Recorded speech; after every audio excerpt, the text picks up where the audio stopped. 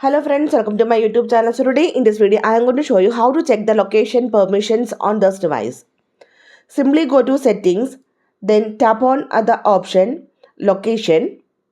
So here you can see I already enabled the location on this device, and here you can see the option app permissions. Tap on this one.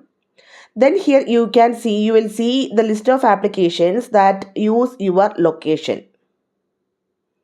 Okay, so tap off any of the application name. So simply here I am going to select the option Chrome.